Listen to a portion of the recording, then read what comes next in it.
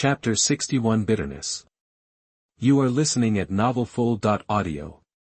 Dark building, interrogation room. An Umbu operative fixed his gaze on Shinji.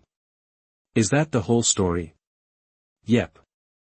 Shinji nodded, laying it all out except for what he wanted to keep hidden. The Umbu pressed. You said this guy was way stronger than you. How did you get away so easily? Shinji shrugged. I have no idea. And it was the truth. If Voldemort had really wanted to catch them, none of them would have escaped. The Umbu moved on. That ninja cat, is that your summon? Yeah. I signed a contract with the cat village not long ago. Irika-sensei gave me a pass to leave the village. He can vouch for me. The Umbu gave Shinji a look. We'll check it out. He paused, then asked, did you notice anything weird about Sasuke Uchiha? Weird how? The Umbu chose his words carefully. Like, did he seem to be faking his panic on the way to the root base? Or when you were escaping together, did it seem like he was using you as bait to draw off the root ninjas chasing you? Shinji frowned. He realized the Umbu suspected Sasuke. That wasn't good. No matter how suspicious Sasuke looked, unless he had actually done something wrong, he'd be cleared in the end. If Shinji went along with the Umbu's suspicions and pinned anything on Sasuke, it would backfire later, so, he said, I was in charge of the rear guard. It was a planned strategy. He didn't use me. The Umbu emphasized, he didn't manipulate you at all. Nope. Shinji shook his head firmly, then countered, why are you asking all this? Since Shinji was involved, the Umbu didn't hold back. The place you were at was a secret village facility. There was a theft during your escape. We found Sasuke not far from the scene. Shinji asked, what was stolen? The Umbu hesitated, suddenly at a loss. The stolen item was the Sharingan from the root base, which had Danzo furious. The Umbu knew this but didn't want to reveal in front of Shinji. One of the Uchiha, seeing the awkwardness, Shinji jumped in. Could the same guy who attacked us in the Forest of Death have done it? Huh? The Umbu paused, surprised. Shinji elaborated, making it up as he went along. After attacking us, he vanished. Maybe he followed us to the facility. That's a possibility. The Umbu considered. Okay, you're free to go. Shinji nodded, then, before leaving, asked, where's Sasuke? The Umbu waved a hand. Don't worry about him. He's at the Hokage building. After reviewing Shinji's statement, the Umbu left the interrogation room. Another Umbu guarding the door asked, how did it go? The Umbu who questioned Shinji smiled. The kid doesn't know anything. Sounds like he was kept in the dark the whole time. I heard he did well this time. The interrogating Umbu shook his head. Too bad he hasn't awakened his Sharingan yet. Potential-wise, he can't compare to Sasuke Uchiha.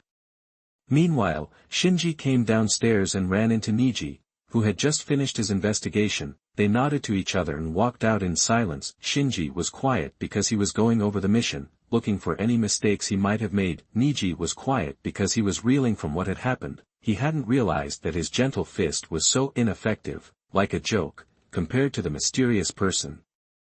He also had to admit that Shinji's reactions were faster and more effective than his when they faced a powerful enemy. Together, the two walked out of the Umbu building. They're out. The students waiting outside cheered as they saw Shinji and Niji. Seeing Shiro, Keirin, Tenten, Shaoli, Naruto, Shikamaru, Choji, Hinata, and others from Sasuke's class, Shinji asked, what are you guys doing here? Tenten said, if it weren't for you three, we'd be in serious trouble. Shikamaru added, you guys saved our lives today. Naruto looked at the Umbu building. Where's Sasuke? Sasuke's still at the Hokage building. Shinji paused. We're all okay, so don't worry. Zun, out of nowhere, suggested, let's celebrate with some barbecue. Shinji and Niji couldn't refuse their classmates' heartfelt gratitude and were dragged to the barbecue restaurant. Everyone ate, talked, and reminisced about the mysterious person in the forest of death. The memory of the mysterious figure terrified everyone. Many present were from clans known for their bloodline limits or secret techniques, and they had seen many powerful ninjas, but none compared to the mysterious figure who appeared that day. This person radiated the sort of power that could paralyze people with fear. That's why Shinji, Niji, and Sasuke, who dared to stand up to him, were now idols in everyone's eyes. Ziyuan said to everyone with carefree energy, "I told you, Shinji is strong, stronger than all of you." Shinji's face fell. "Hey, you weren't even there today. Don't make stuff up." Cheyenne realized her mistake. "Your ninja academy is so fun. I want to go to ninja school." Across the table, Hinata approached Niji. "Niji-Nizan, thank you for saving me today." Niji's expression turned cold. "I don't need thanks from a member of the main house.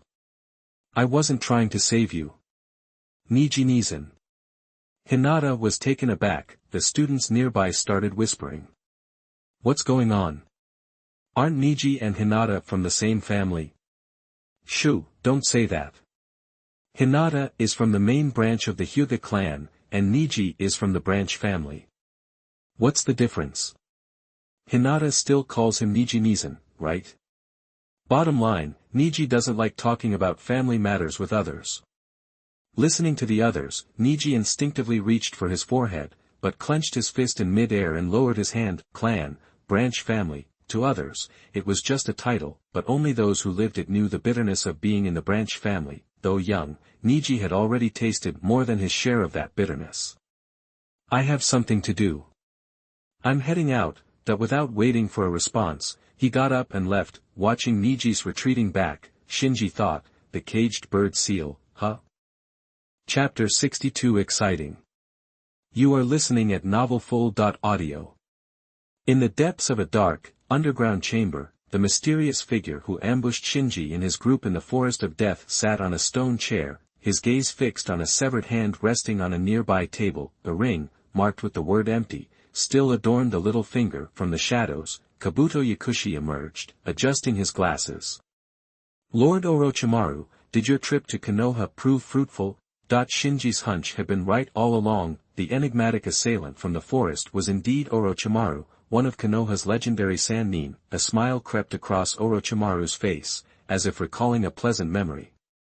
"The Uchiha clan never ceases to surprise me." Kabuto inquired. "Ah, you mean Sasuke Uchiha, the one who awakened his Sharingan at 7 and subdued Kurama's chakra?"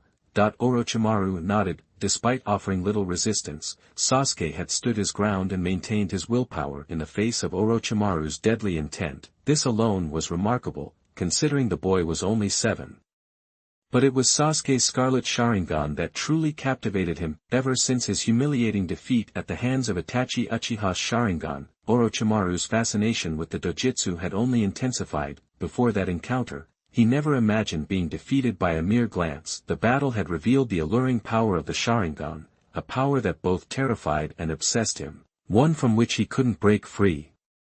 Kabuto, noticing the gleam in Orochimaru's eyes, cautiously asked, "Then why didn't you bring him back?" Orochimaru shook his head.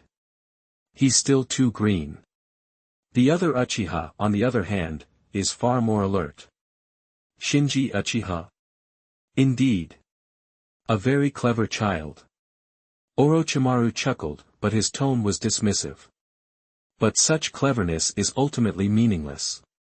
An Uchiha who can't awaken the Sharingan is worthless. He's only 8.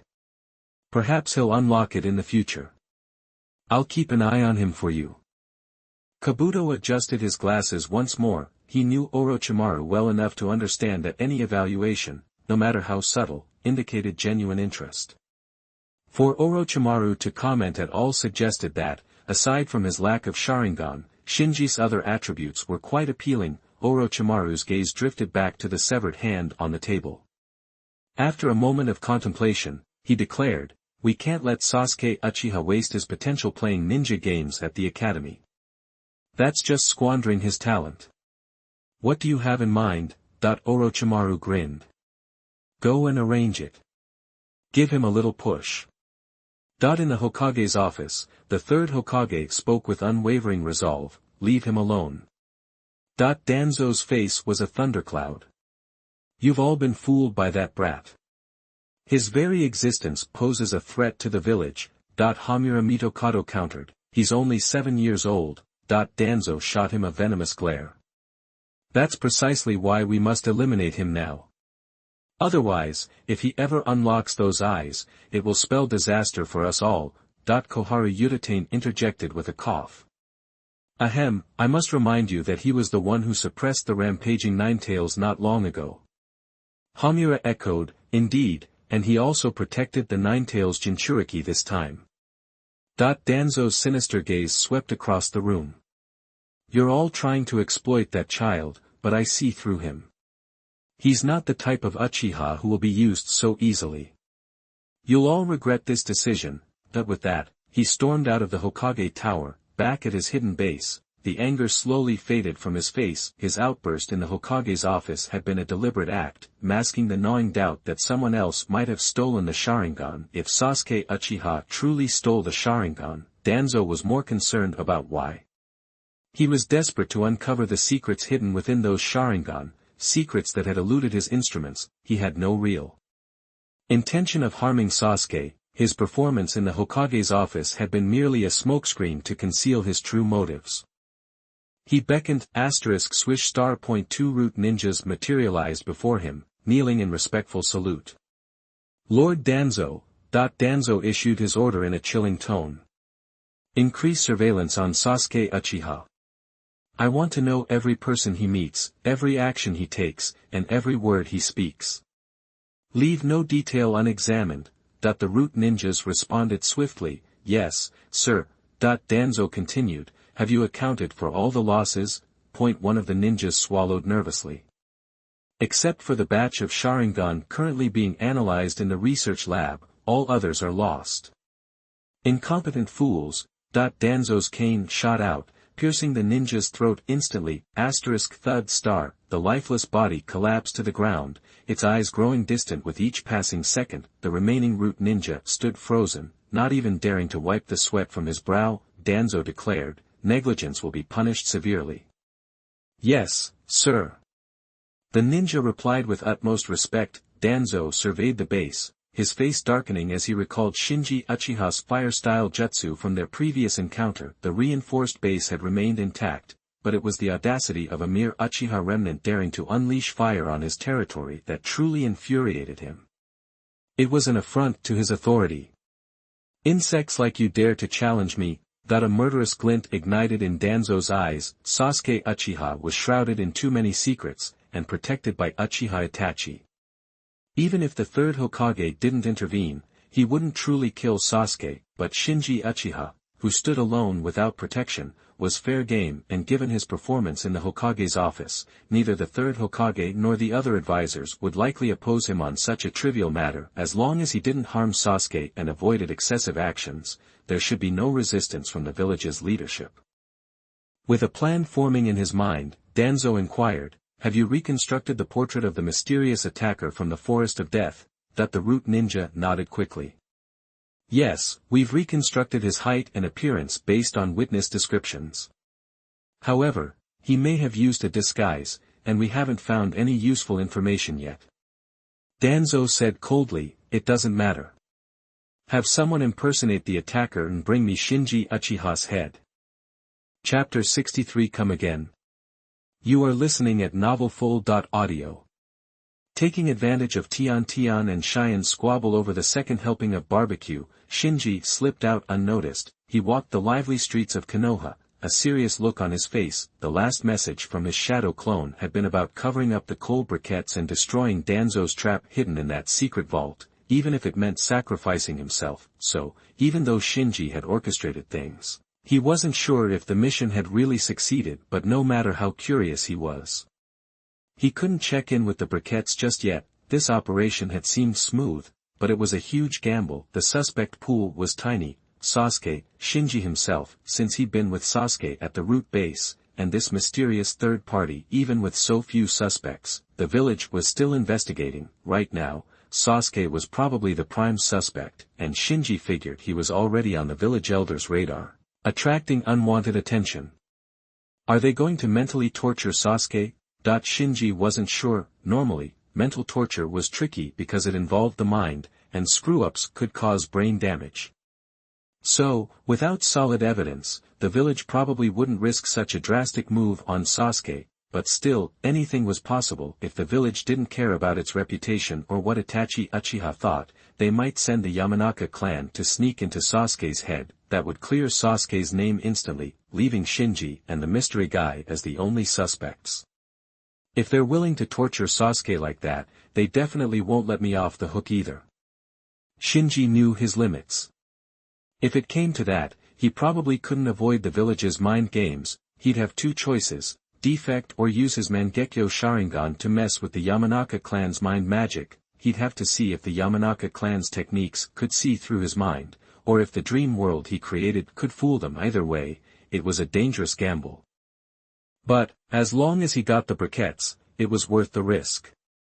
What the step from Mangekyo Sharingan to Eternal Mangekyo Sharingan meant was something only Shinji understood. Only by unlocking the Eternal Mangekyo Sharingan would his power truly be his own, otherwise, he was just using a temporary trial version. Just then, he spotted Sasuke with a grim look on his face in the crowd. Sasuke saw him, too, his expression changing. He quickly walked over. "Shinji, you okay?" "I'm fine." Shinji shook his head, looking Sasuke up and down. "You alright?" That he was surprised the village had let Sasuke go so soon. Sasuke smirked. "What's gonna happen to me?" "The village needs me to deal with the Nine Tails." Shinji was stunned. He'd thought of everything, except for this, but, thinking about it, it made sense. Konoha had lost its best option to suppress the Nine Tails. Yamato might have mastered wood release, but he was nowhere near the first Hokage's level. Naruto, the Nine Tails Jinchuriki, was still young and at risk of losing control at any time. Just to keep the tailed beast in check, the village had to treat Sasuke well. "I never thought a misunderstanding would solve a big problem for me." Shinji was relieved and secretly pleased. Soon, they were walking side by side, but both were quiet. Sasuke was grateful for Shinji's help but was also troubled by Shinji's power. He felt a sense of urgency. Sasuke didn't need friends, he needed revenge. They walked in silence until they left the busy street and reached the deserted riverbank. Sasuke let out a quiet sigh. Shinji looked up and saw a lonely figure standing by the river. It was Niji, the same guy who had rushed out of the barbecue place. "Hey, Niji," Sasuke called out. Niji turned around, saw Shinji and Sasuke, and looked surprised. "What are you guys doing together?" Sasuke said, "Ran into each other on the way." "Didn't you say you had something to take care of?" Shinji pointed at the river. "Is this your something?" Niji smiled and shook his head at Shinji's teasing. Fighting alongside each other against that mysterious figure had created a weird bond between them. They were rivals and teammates at the same time. The three sat by the river, quietly watching the water flow. After a while, Sasuke asked, "Who was that guy today?"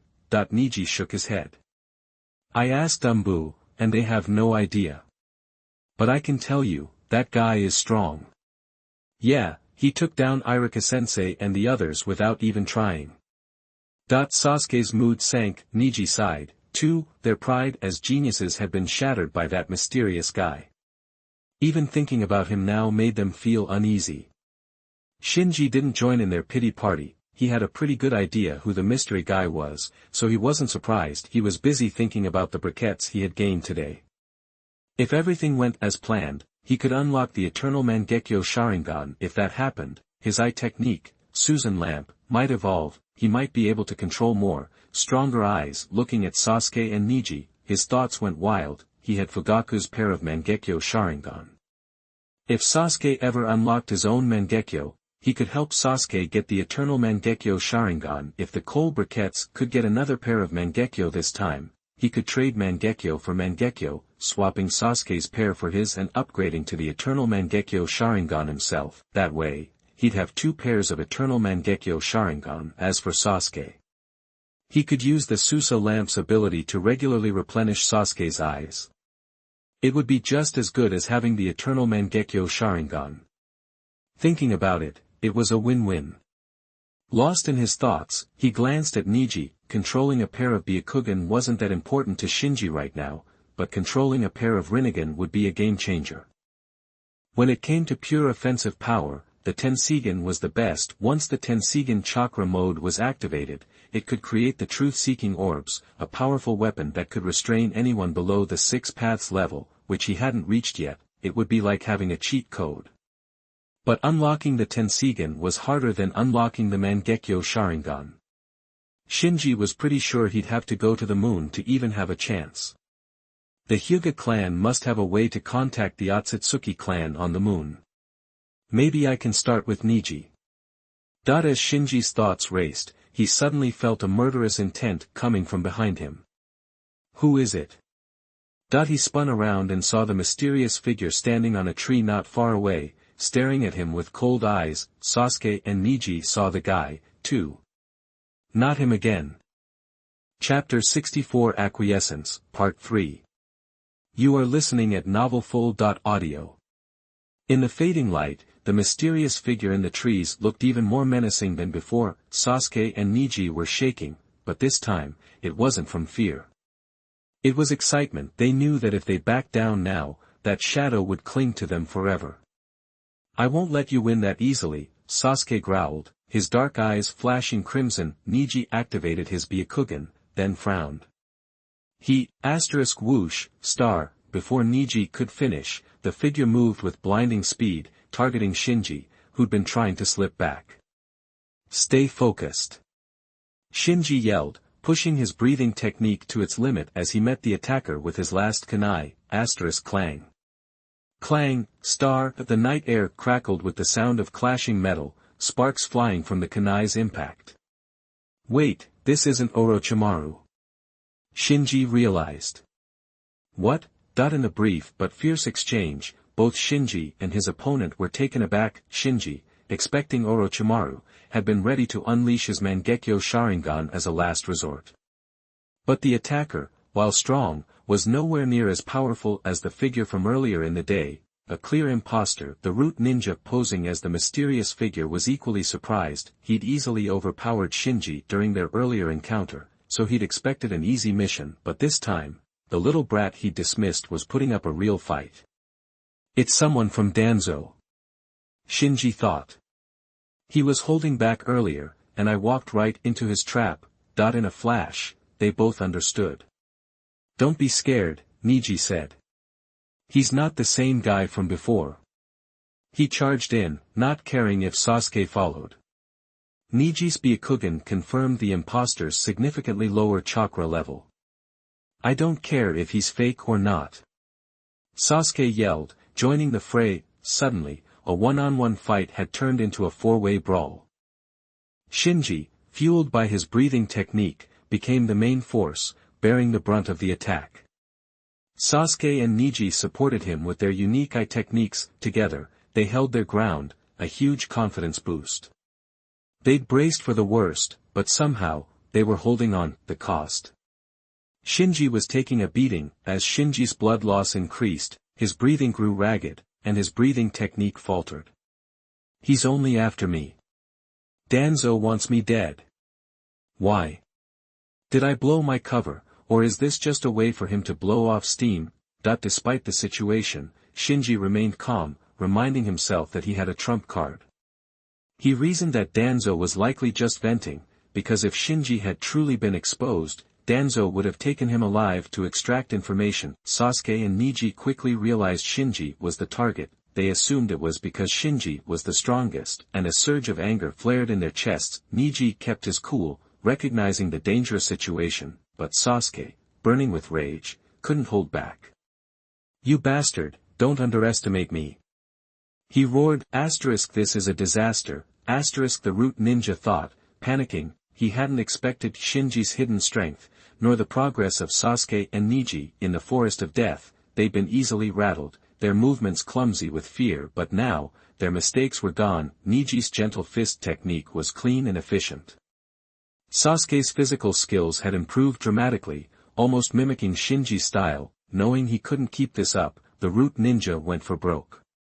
He took a hit from Niji's gentle fist, sending Sasuke flying, then knocked Niji back. With Sasuke and Niji temporarily out of the way, he lunged at Shinji, ready to end it. Shinji's ragged breathing told him the kid was near his limit, the physical limit of an 8-year-old. Shinji, caught off guard by the desperate move, dodged and fled toward the nearby trees.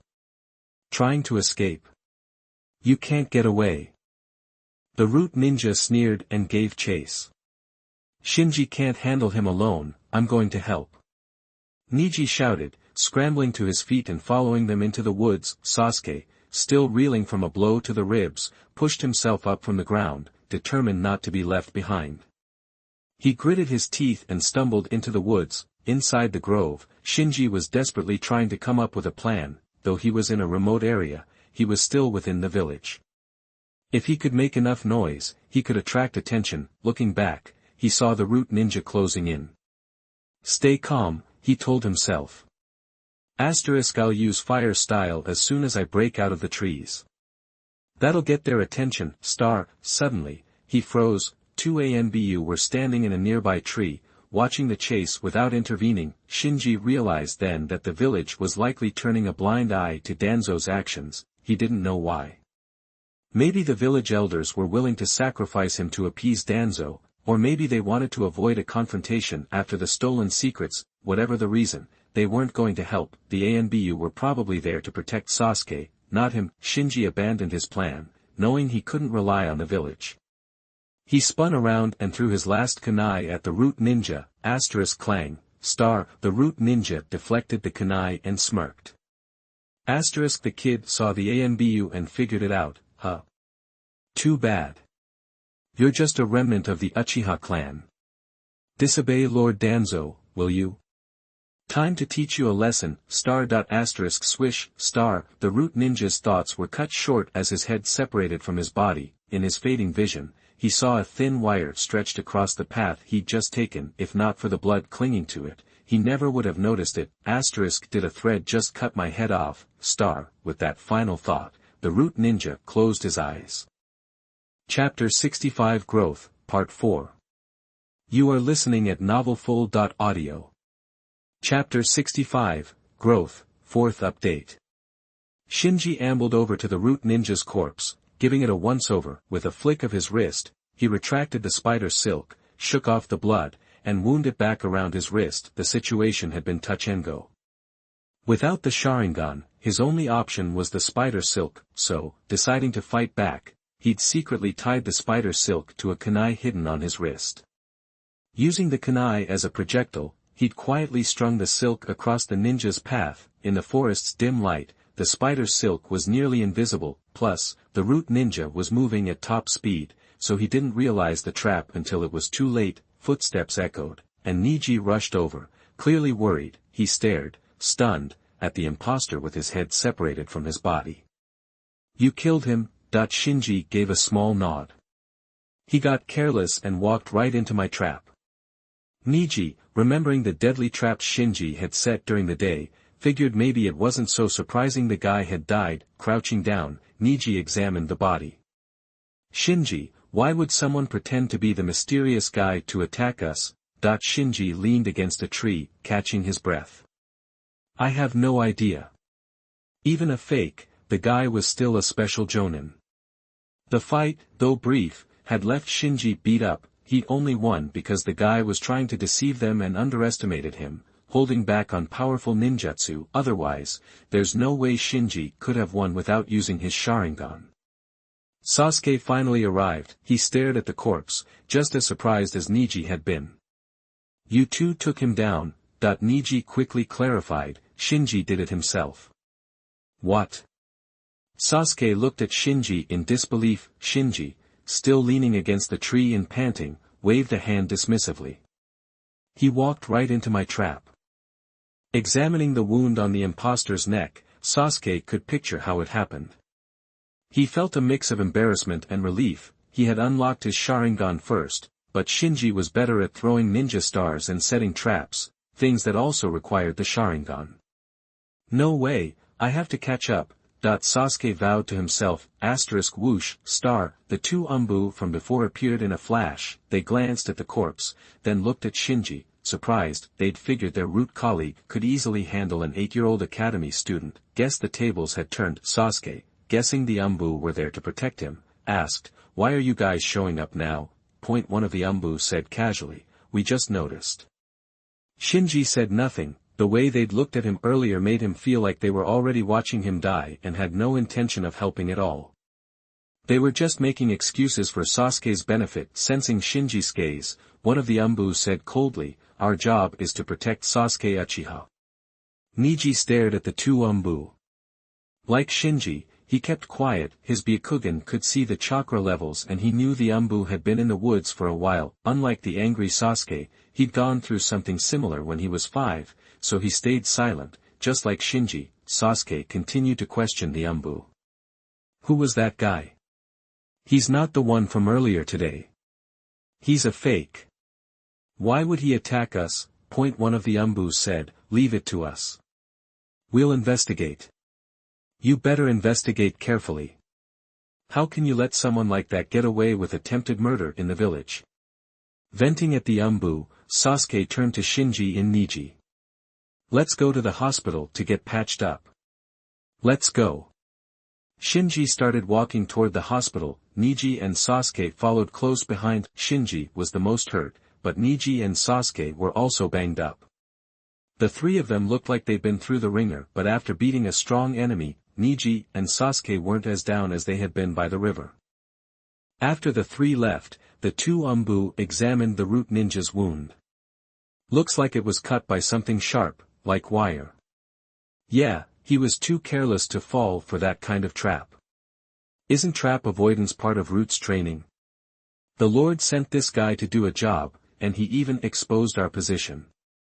Yeah, it's embarrassing to be called out by those brats." As they talked, the two gathered the root ninja's remains and cleaned up the scene. Finished, one of the Umbu had a thought. "Did you notice that those three kids have gotten a lot stronger today? Sasuke Uchiha is a genius that even Lord Hokage values. The other two are famous geniuses in the academy, too. It's normal for them to grow fast. Instead of thinking about that, we should be thinking about how to report to Lord Hokage." Over at the hospital, Shinji, Neji, and Sasuke finished getting their wounds treated. It was late, so they said their goodbyes. Shinji didn't get far before Neji caught up. "I've been thinking, it seems like what happened was directed at you. Be careful." Shinji smiled. "Don't worry, I survived the night of the Uchiha clan downfall. This little bit of trouble won't be a problem." Neji nodded, then turned and left. Back at his apartment, Shinji opened the curtains and looked outside. Danzo probably knew what happened by now. Shinji wasn't sure if Danzo would send more assassins or back off, but his apartment was in the middle of the village. Even if Danzo didn't give up, he probably wouldn't risk doing something in this area. After confirming no one was watching, he closed the curtains and went to the bathroom. He checked to be sure there were no listening devices, turned on the water, bit his finger, and began weaving hand seals. Bang. A puff of white smoke filled the bathroom. The coal ball emerged from the smoke, cautiously sniffing the air. Chapter 66 Danzo He Doesn't Know Goods. You are listening at novelfull.audio. The briquette looked pretty rough. A big chunk of his head fur was singed off, his ears were drooping, and the fur on his once fluffy tail was gone, making him look like he had a bald spot. Shinji started, "Your work injury?" The briquette said seriously. Shinji was confused. "I mean, you've been back a while. Why haven't you taken care of it?"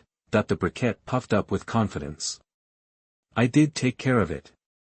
Otherwise, you wouldn't even see me." Shinji just shook his head. "Alright, work injury it is.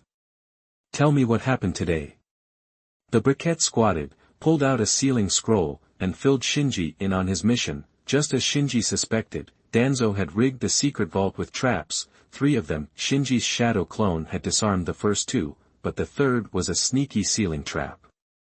When the clone tried to crack it, the seal instantly activated, trapping and shredding half the clone's body. that's why the message the clone sent back was fragmented. Shinji only knew his shadow clone had destroyed the trap at the cost of its own life, and those traps going off triggered the alarm in the vault. The briquette, not caring about the flames erupting around him, grabbed all the Sharingan from the vault before the root ninja could arrive. He spread the sealing scroll on the ground, made a hand seal, and started talking a mile a minute. If I'd been a second later, you wouldn't be seeing me at all. You have no idea how close it was. He slammed his little paws on the sealing scroll, poof, star, more white smoke filled the bathroom. When it cleared, Shinji saw a dozen or so jars of all sizes, each with 2 eyeballs floating inside. Some of the jars were new, some were old. The new ones, the ones Shinji saw when he woke up in the morgue, must have been collected by the village's medical ninja from the Uchiha corpses the night of the massacre.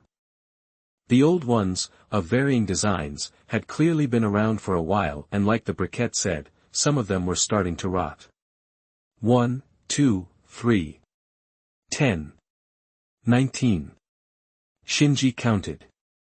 19 jars total, meaning 19 pairs of Sharingan. He asked the briquette, "Is that it?" The briquette shook his head quickly. "Last time I was there were at least 30. More than a dozen are missing, for some reason. Is Danzo using them for experiments? Or maybe he's grafted them onto his arm?" Shinji wondered, then asked the briquette, "The missing ones, were they new jars or old jars?" The briquette thought for a second. "I think they were all new." "Phew." Shinji breathed a sigh of relief. The ones in the new jars were all Sharingan collected after the massacre. Except for Fugaku's, they were probably just ordinary 3 tomo. The real treasures were the Sharingan in those old, slightly rotten jars. Danzo doesn't know what he's missing out on. Shinji grinned, but if you didn't know the secret, you'd probably think the Sharingan in the old jars were worthless. He picked up the jars and examined them closely. Of the 19, 10 were old. But that didn't automatically mean all 10 pairs were Mangekyo Sharingan. There could still be ordinary 3 tomo in there too. Seeing Shinji inspecting them so intently, the briquette asked curiously, "See anything?"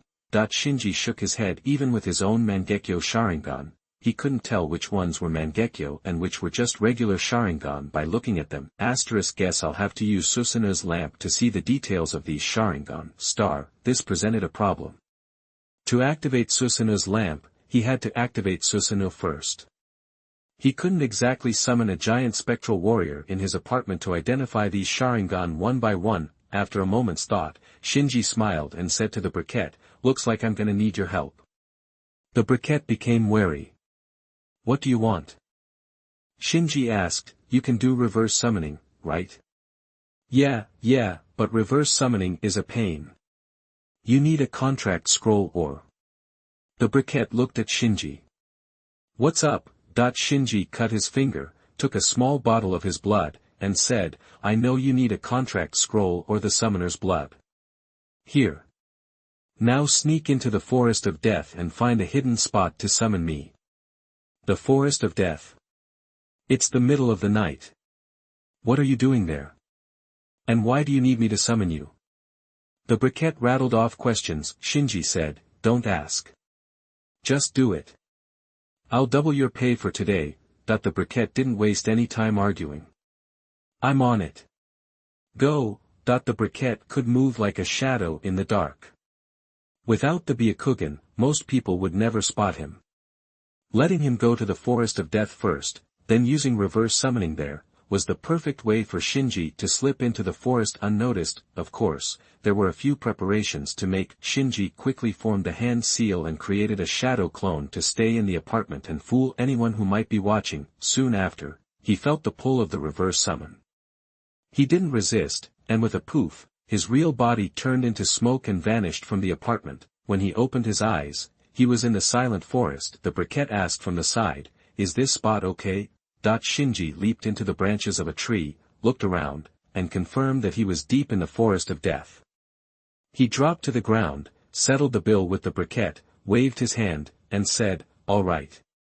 Get going." The briquette counted his money, happily released the summoning, and headed back to his cat clan's homeland. After the briquette left, Shinji found a cave. After thoroughly checking for any hidden surveillance equipment, he activated Susanoo. Instantly, a yellow, half-formed giant appeared in the cave. Shinji, inside Susanoo, pulled out a jar of Sharingan. Which one to start with?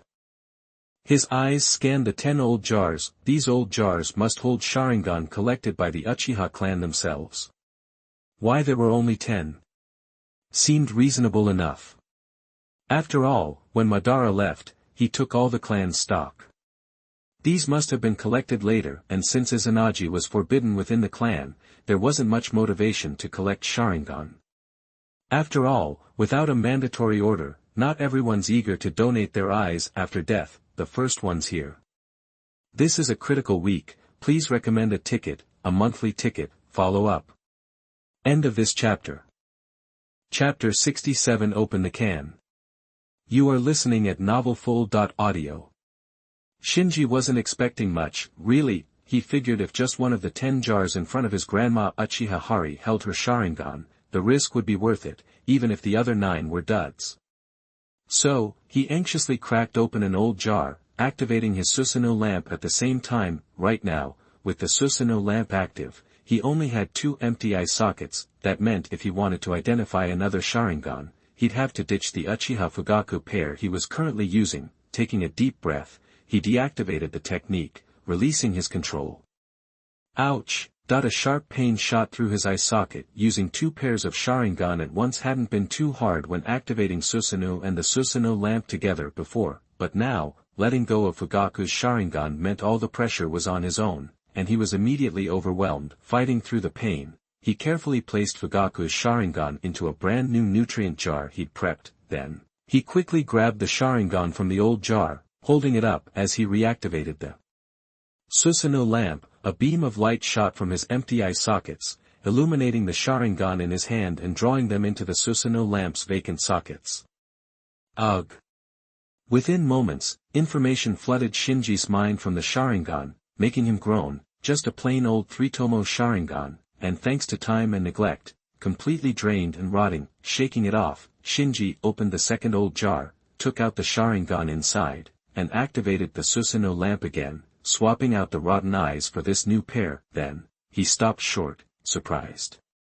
Kaleidoscope. The second jar held a kaleidoscope Sharingan. But his surprise quickly faded. He didn't feel that familiar blood connection from this pair. Meaning, these weren't his grandma Uchiha Hari's, plus, the owner of these must have used Izanagi before they died. The right eye was completely burned out, the left mostly intact, but also significantly depleted. According to the Susanoo lamp's feedback, if left unnursed, these Sharingan would rot within 6 months, tops. Thank goodness I grabbed them when I did. Any later and they'd be useless. Shinji was thrilled. If the kaleidoscope Sharingan were like this, who knew how much life was left in the other Sharingan? After removing them, Shinji placed the kaleidoscope Sharingan in another new nutrient jar, setting it next to Fugaku's. Then, he opened the 3rd jar, corrupted 3-tomo, 4th jar, corrupted 3-tomo, 5th jar, corrupted 3-tomo. After 3 rotten Sharingan in a row, Shinji covered his eyes, taking a break, repeatedly using. The Susanoo lamp was taking a toll on his own Sharingan. The stinging in his eye sockets was getting worse. After a short rest, he glanced at the 5 jars left, feeling even more anxious. He'd come for his grandma Uchiha Hari's Sharingan, and these jars weren't getting him any closer. He opened the 6th can. After switching to the Sharingan in the 6th can, his face went slack with disbelief.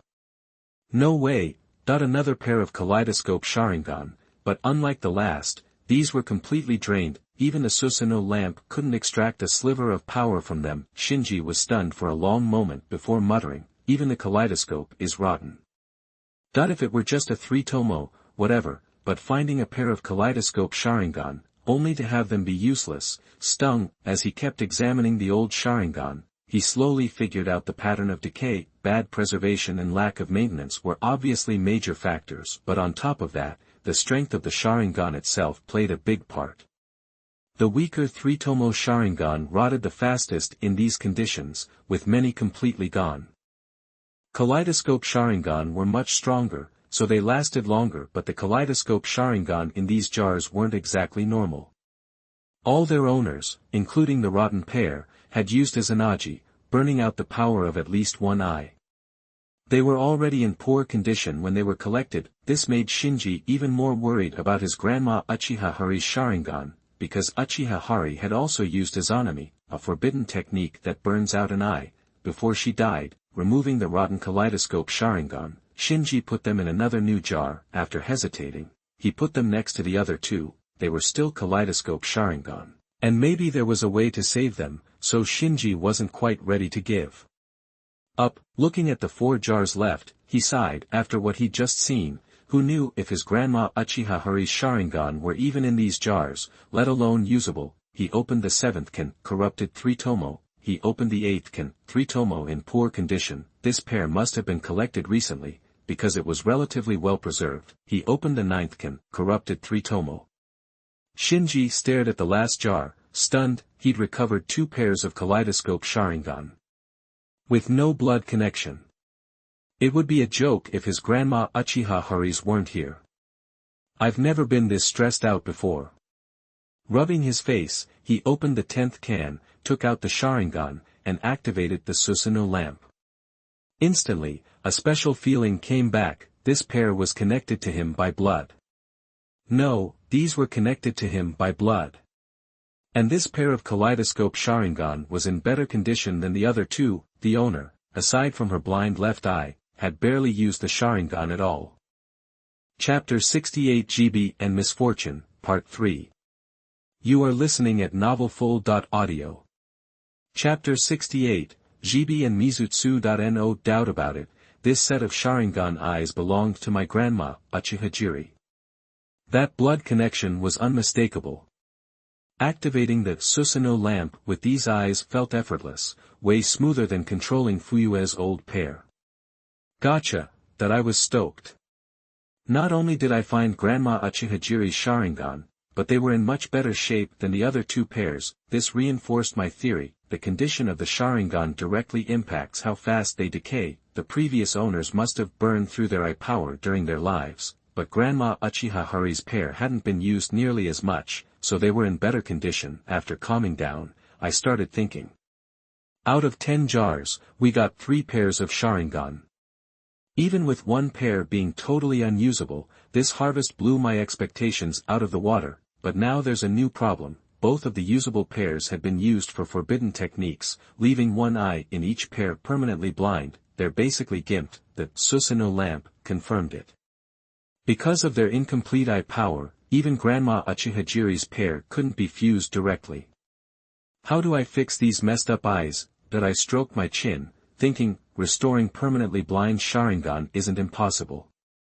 Madara did it in the original timeline. After his epic showdown with the first Hokage. He used Izanagi to fake his death. Then, he studied the first Hokage's cells, combined yin and yang release, and, before he finally kicked the bucket, unlocked the power of 6 paths, a fusion of yin and yang, evolving his Sharingan into the Rinnegan. So, the power of 6 paths, that yin-yang combo, is the key to curing permanent blindness. But getting the power of 6 paths is no walk in the park. It requires first Hokage cells. After the first Hokage died, the second Hokage recruited volunteers for large-scale cell transplants. Trying to recreate would release, but it ended in tragic failure. And we're talking about volunteers who were related to the Senju clan. Even they couldn't handle the first Hokage's cells. Years later, Danzo and Orochimaru secretly restarted the plan, using dozens of kids for cell transplants, and only Yamato survived by some miracle. So, me messing with first Hokage cells? No way. Besides Yamato's improbable success, Danzo, who also had first Hokage cells transplanted into him, constantly risked his would release going berserk. Even Madara, who had the eternal Mangekyo Sharingan and was the reincarnation of Indra Otsutsuki, couldn't fully stop the first Hokage cells from taking over. After the transplant, a face from the first Hokage literally appeared on his chest. It's a terrifying thought. In comparison, Madara cultivating special white blood cells using the sacred tree and first Hokage cells was way less risky. When transplanted into Obito, there were practically no side effects. White cells. Thinking of this, Deidara, who I ran into before, came to mind. I wonder if he joined the Akatsuki. If he did, I could maybe get some white cells through him. Obito proved how well white cells work. With only one Sharingan left, he could spam Kamui like it was nothing, all thanks to the white Zetsu power bank. Snapping out of my thoughts, my eyes drifted back to the jars holding the Sharingan. Actually, besides white blood cells, I had another option: use my Sharingan with active eye power to pair up with Grandma Uchiha active right eye, then, use my own Sharingan to power the Susanoo lamp and force fuse the two. The success rate would be lower, but there's still a good chance I could successfully fuse them into a pair of Eternal Mangekyo Sharingan, the only cost: permanently losing a pair of Sharingan. After all, the two eyes of a pair have eye power linkage. That's how Kakashi's Sharingan evolved into Mangekyo Sharingan in two different people at the same time. So, if I fuse two Sharingan that still have power, the other two Sharingan that have already gone blind would be completely useless. But as long as the Sharingan with active eye power is still around, the blind eye has a chance of coming back. After weighing everything, I finally passed on this extravagant option with the Uchiha clan. Extinct Sharingan are a precious, non-renewable resource. I don't want to waste any if I can help it. Besides my own Sharingan, I now have 4 pairs in varying conditions. If I can find a way to restore the eye power of the permanently blind Sharingan, then maybe even the decayed pair can be restored. Then, I could fuse 2 pairs into Eternal Mangekyo Sharingan and still have a pair left over. But if I give up on finding a way to restore the permanently blind eyes and fuse them now, then I'd lose a pair of Eternal Mangekyo Sharingan, no question about it. I'm running Fuyaku's Sharingan right now, and my eye power should last for a while, so there's no rush. Since I'm controlling 2 pairs of Sharingan, my eye power can still hold out. When it gets to the point where it can't anymore, if I haven't found a way to fix the blind eyes, then I'll have time to fuse the 2 Sharingan that still have power. Letting go of the overthinking, I carefully felt Grandma Uchihahari's Sharingan. Her blind left eye has a technique called Mizutsu. Since she completely lost her eye power, I don't know what the technique does. Her right eye contains the technique Zhibi, which means linking hearts. As long as it's a spirit that's been marked by eye power, I can communicate with it on a spiritual level through a direct connection if it's within 30 kilometers of me. This technique, it's kinda like the Rinnegan's magic lamp body technique. I can use this to hold remote meetings in the future.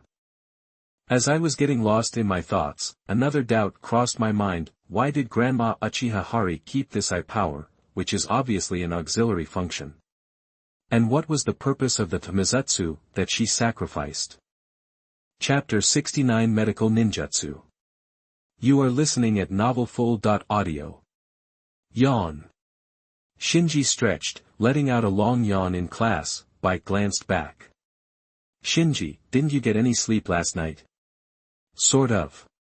Shinji nodded. He'd been up late, testing all the Sharingan he'd acquired with the Susanoo lamp to make sure there weren't any duds. The final haul was 2 pairs of half-busted kaleidoscopes, 1 pair that were totally fried, and 10 pairs of 3 Tomo Sharingan in varying conditions, but all usable. With a score like that, he should have been sleeping like a baby, but he was too wired. Is it because of the attack? Bai hesitated, then continued, I heard you were attacked again last night. Yeah. Shinji's reaction was pretty flat. Bai pressed on, have they figured out who it was? And why they're after you? Still investigating, I think. Shinji glanced out the window as he spoke. He couldn't predict what Danzo would do next, but as long as his dirty laundry stayed hidden, Danzo couldn't come after him openly. As for more assassinations, honestly, he wasn't afraid. He was almost looking forward to it. That kind of real-world combat was way better than daily sparring. It wasn't just him, even Neji and Sasuke had leveled up noticeably after yesterday's rumble. Seeing that Shinji seemed preoccupied, Bai dropped it. Hey, if you need anything, come talk to me, okay? Shinji smiled. Sure thing. He appreciated Bai's concern, but he wasn't really worried about Danzo. What was keeping him up at night was figuring out how to preserve those Sharingan. Grandma Uchihahari's kaleidoscopes were fine. They could soak in the nutrient tank for a while without disintegrating, but the other pair of half-dead kaleidoscopes were on the clock. If he didn't find a host for them soon, someone to transplant them and nourish them with active chakra, they'd probably be toast in 6 months, maybe even less, and end up like the other pair. But Shinji wasn't about to replace his own kaleidoscope and baby them himself. Going around with only one eye wasn't an option.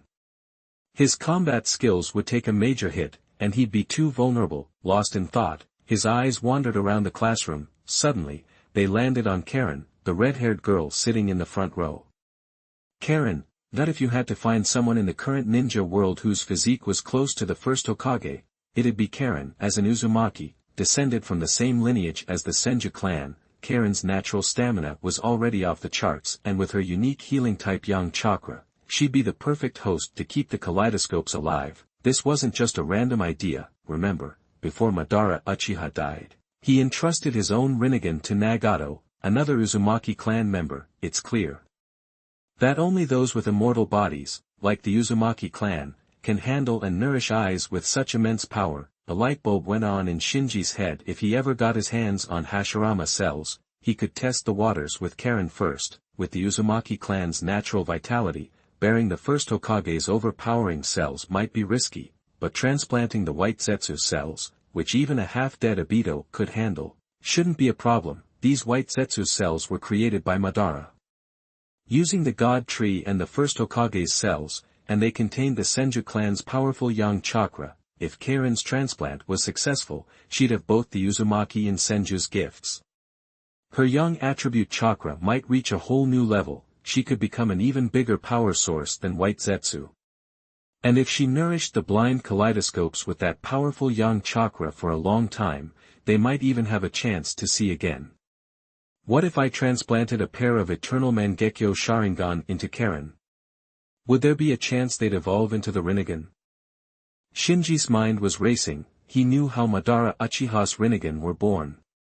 He transplanted Hashirama cells into his half-blind eternal Mangekyo Sharingan to obtain the powerful yang chakra contained in the Hashirama cells, completing the fusion of yin and yang. The power of all things.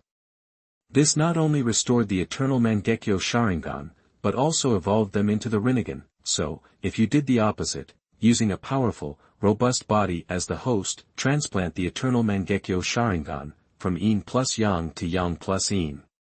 In theory, it could also complete the fusion of yin and yang, and give birth to the power of all things. As for Indra and Asura's reincarnations, Shinji scoffed. Anyone who knows the ninja world knows that the Sage of Six Paths sons weren't irreplaceable. Everyone is a descendant of Otsutsuki Kagaya, and their bloodlines can be traced back to the ancestor Chakulyang.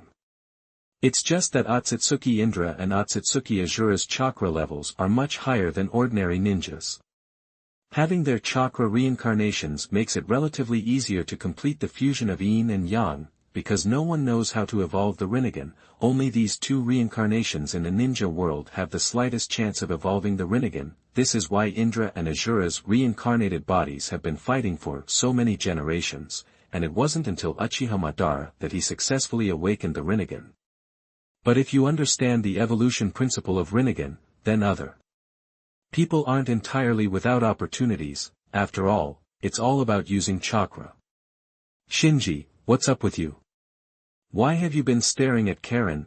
Shiro's voice snapped Shinji out of his thoughts. Shinji quickly looked away, muttering some excuse, and secretly scolded himself. Whoa, why was I thinking of using Karen as a guinea pig? That even if he were to do any of this, he felt that he should get Karen's consent first. At the very least, it should be mutually beneficial. Soon after, the bell rang, signaling the end of class. Shinji rushed out of the classroom and caught up with Irika, who had finished teaching. When he arrived at the teacher's office, Irika said to Shinji, "You came to ask about yesterday's attack. Don't worry, even though we haven't identified the mysterious person, the Ninja Academy is completely safe." Shinji shook his head. "That's not why I'm here. I want to apply to learn medical ninjutsu from you." "What?" Irika was taken aback by Shinji's sudden change of subject. Chapter 70 Destiny. You are listening at novelfull.audio. After a minute, Irika chuckled and shook his head. "Shinji, medical ninjutsu is way out of your reach right now. It demands super precise chakra control, even plenty of chunin and jonin can't pull it off, let alone an academy student, otherwise, medical ninjas wouldn't be so rare and valued. But I want to give it a shot. Shinji said, his face serious. Seeing Shinji wasn't kidding around, Iruka got serious too. He knew Shinji's got talent that blows kids his age out of the water, and he really could have a knack for medical ninjutsu. After thinking it over, he nodded. Alright, I'll put in a request to Lord Hokage for you. Thanks, Teach. Shinji bowed and headed out of the office. He found a spot in the playground, cracked open his bento, and started mapping out his next moves, knowing the Sharingan might get transplanted and swapped around a lot down the road. Mastering medical ninjutsu needed to be a priority, which is why he just had Iruka ask about it. Yeah, charcoal bricks can handle some basic medical stuff. But when it comes to deep secrets like the Mangekyo Sharingan, he wasn't about to trust that to just anyone. Snapping back to the present, he scanned the playground. Way over in the corner, Niji was drenched in sweat, going hard on a wooden post with his gentle fist. His palms were hammering the post like a rainstorm. His attacks were so intense, Shinji could feel the shockwaves even from way over where he was. Dang, is he always pushing himself this hard? He glanced over at Sasuke in another corner. Sasuke looked like he was practicing kunai throwing, Sharingan blazing, firing off one kunai after another, then using wires to jerk them around in every direction. Is this guy trying to copy me or something? Shinji just rolled his eyes. He'd noticed Sasuke had been trying to imitate his moves yesterday. But hey, the Sharingan's got a rep as the copycat eye for a reason. Basic taijutsu and ninjutsu, as long as the Sharingan gets a glimpse of it, plus the matching chakra vibes, and it can copy the whole shebang. Thing is, his own taijutsu flows from his breathing technique, from the inside out, so Sasuke can copy the moves and chakra use, but getting his breathing down is a whole different ballgame. One's got vengeance on the brain, the other's got a serious grudge. If I get the chance down the line, maybe I can snag them as my helpers. Sasuke's hunt for revenge and Niji's resentment towards the Hyuga clan are cards that Shinji can play when he goes recruiting, especially Sasuke. He's got the potential of Otsutsuki Indra's reincarnated body, which is a match for only a few ninja in the entire world. If he can reel him in and get him to be a henchman, it'd be a total win. As for Niji, thinking about what happened to Niji in the original timeline, Shinji sighed, a genius fighting his destiny every step of the way, a young man. Always holding his emotions in check, a ninja who never backs down from a tough opponent, only to get a lame death on the battlefield. The irony was just plain sad. Niji reminded Shinji of himself. He's also fighting fate tooth and nail, and maybe he'll end up going out just as awkwardly as Niji, who knows. Just then, he flashed back to the last time they got ambushed. Xianglin dragged him all over the forest only to run smack into Deidara, which was definitely weird. Even now, he couldn't tell if Xianglin's senses had glitched out or if something else was at play. Meanwhile, Iruka wasted no time, getting Shinji's request to the third Hokage ASAP. Back in the Hokage's office, they were deep in a convo about what went down in the Forest of Death the day before, so the two elder advisors happened to be there too. After Iruka left, Hamura turned to Koharu, looking puzzled. Shinji Uchiha's trying to learn medical ninjutsu. He hasn't even mastered the basics. What's he gonna do with medical ninjutsu? It's just crazy. Mito Menyen chimed in, could it be tied to what happened last night? Koharu shot back, you mean Danzo's little stunt? The third Hokage's eyes were glued to Mitamon Yen. After a moment, Mitamonian said, based on reports from the Umbu protecting Sasuke, Shinji Uchiha may have caught a whiff of what happened last night, so he's asking to learn medical ninjutsu today. Maybe he's trying to drop us a hint. Medical ninjutsu? Koharu snorted, he wants to tell us he's no threat to the village by doing this? Is an 8-year-old really capable of all that scheming? The third Hokage mused, Iruka's told me a bunch of times that this Uchiha Shinji's got a mind of his own, not your average kid. Mito Menyen nodded, I've been keeping tabs on him, he's got serious potential. The third Hokage tapped his pipe and took a puff. He was weighing whether a Uchiha survivor was worth the personal intervention. he'd already gone head-to-head with Danzo over Sasuke, and if he kept pushing Danzo over Shinji Uchiha, things would only get worse between them. Mitamonian seemed to see the Hokage's worry and said, Danzo went way too far this time, using his own cleaning tactics on the village and other people. This kind of thing has to be stopped. Exactly, we'd be doing him a favor. After pausing, Koharu added, plus, he got a chance already. His own goons messed up the mission, that with the advisors pushing him, the third Hokage finally nodded. Bottom line, now that the Uchiha clan wasn't a direct threat, they didn't see the point in letting Danzo get away with whatever he wanted, so the third Hokage gave a signal, *swish, *. An Umbu agent showed up right away. Lord Hokage, the third Hokage ordered, tell Irika to let Shinji Uchiha intern at Konoha Hospital. Yes, sir. The Umbu saluted, spun around, and was gone. Then, the third Hokage said to the advisors, looks like we need to have a serious chat with Danzo. Koharu said, that Uchiha kid got off easy, but he's got a deep mind. Is it really a good idea to let him live? Mito Menyen couldn't help but laugh, the Uchiha clan's been wiped out. You think he's gonna start a coup all by himself? The third Hokage thought it over. Kakashi's had enough of Umbu. Let Kakashi reach out to Uchiha Shinji. If he's got a problem with the village, we need to deal with it ASAP. We can't let him get to Sasuke Uchiha. Koharu and Mito Menyen nodded in agreement. With just a few words, those three top dogs decided a person's future.